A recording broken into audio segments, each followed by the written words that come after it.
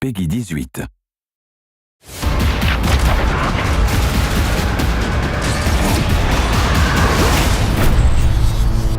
We are so excited for fans to get their hands on the first DLC of the season. We've been listening to your feedback, and we have so much more to come. We've got 4 intense maps and a brand new zombie experience. One of the great things about DLC is it gives us the first opportunity to address what the players are looking for and what things can be improved upon in the Infinite Warfare experience. We get a lot of feedback across social media, forums, everywhere. It's been really cool to see everything from beta up till now, the requests. So you're gonna see drastic changes and things you love brought into these new maps. Noir is a dark, grimy, moody Brooklyn from the distant future. On one side, you spawn under the Brooklyn Bridge, which is kind of gritty. And then the exact opposite side of the map, it's a little bit nicer. There's cafes and parks. And then in the middle is just a war zone. Neon is a virtual training simulator for urban warfare. It's a Z-shaped map with a long sightline down the middle, a high B point up on a ledge, and a close quarters area in a nightclub in the 3rd lane. When you run around, cars will generate players. When they die, they will dissolve into a mess of polygons. It's a very interesting and fun play space to be in. One of the maps in DLC1 that we are pretty excited about is called Renaissance. It takes place in Venice. It's a very tight quarters, very fast gameplay. If you like to snipe, you're gonna love the church lane.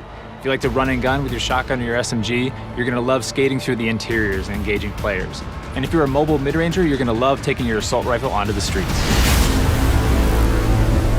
Another map we have is called Dominion, and it's a Modern Warfare 2 remake of the classic map Afghan. This time it takes place on Mars. Afghan is such a revered map, not just amongst the fans, but also among everybody at Infinity Ward. It has a lot of different identifiable landmarks that everybody can remember: the crashed ship, the AA guns on the hill. And we knew it was kind of an easy transition over to Infinite Warfare's theater of war. And players can now boost jump up to the lookout and counter snipers with close range engagements.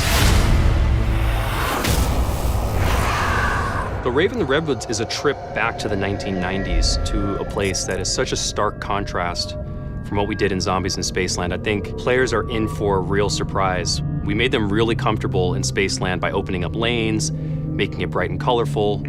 This is really a horror film brought to life in a video game form. It's going to blow people's minds. After getting sucked out of Zombies in Spaceland, our 4 characters appear in a cabin. They wake up kind of groggy. They kind of realize that they're maybe in the 90s now. As you explore outside of the cabin, you find out that you're actually in an abandoned camp that's been kind of taken over by a few hundred raver kids that are throwing an all-night rave party in the middle of the woods. The level has this dark, foreboding, kind of spooky vibe, and then the world comes alive.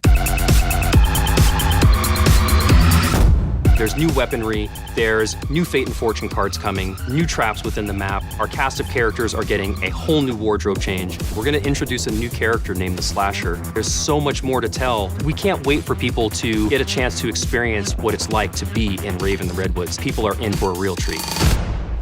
All of the devs here at Infinity Ward cannot wait for our fans to get their hands on the new content. The weapons, the quests, there's so much going into it. Fans are going to be super excited. Call of Duty Infinite Warfare DLC 1 pack will be available January 31st, first on PS4.